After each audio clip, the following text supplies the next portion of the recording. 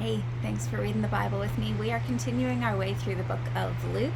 We are currently in Luke 17, verses 11 to 19, and I'm in gorgeous Algonquin right now, so I thought I'd take advantage to take one more video here. So let's read in the New International Version.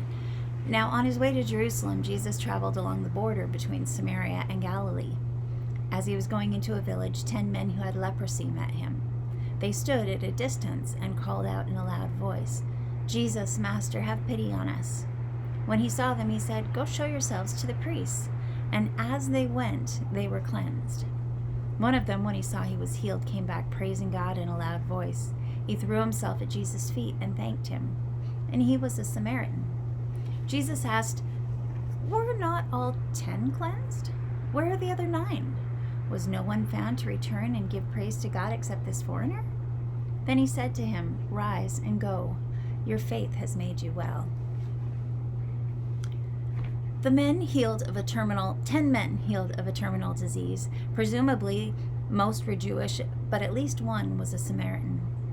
Have I explained before that Samaritans were considered to be foreigners and outsiders because, although they considered themselves to be worshippers of the same God as the Jews, they couldn't prove their Jewish descent. As a result, they were ostracized. For a time, the kingdom of Israel had divided into two, and the king of the northern kingdom didn't want his people traveling to Jerusalem to worship because he was worried they would become disloyal to his kingdom. So he set up high places. Those were places to bring sacrifices to God. The problem was that God told the Jews to make their sacrifices in the temple in Jerusalem. Quickly, these alternate places of worship became sites of sacrifice to other gods. This violated the most important of God's commandments and became a further source of division.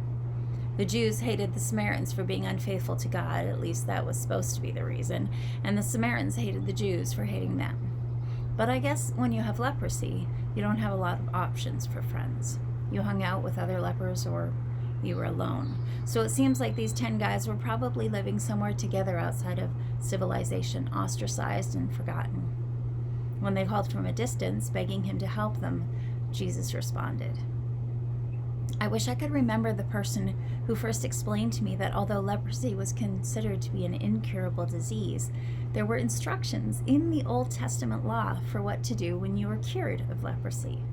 There were also prophecies that promised that the Messiah would heal lepers. So when Jesus said, "Go show yourself to the priest," that was step 1 for what to do when you were healed of leprosy. Once the priest affirmed that you were healed, there was a ceremony that symbolized the purification.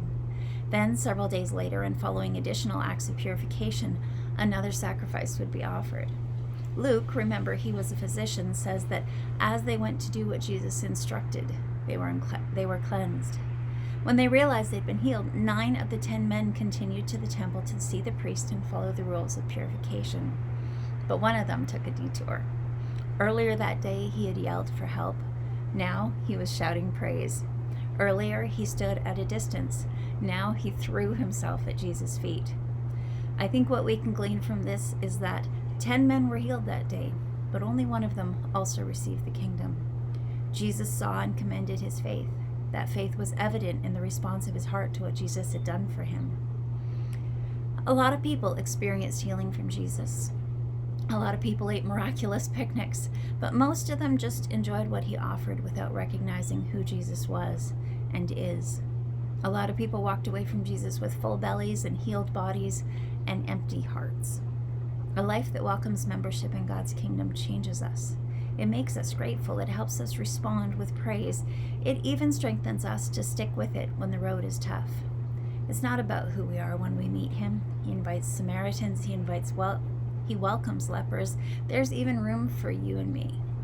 It's about who we become when we surrender our lives to him.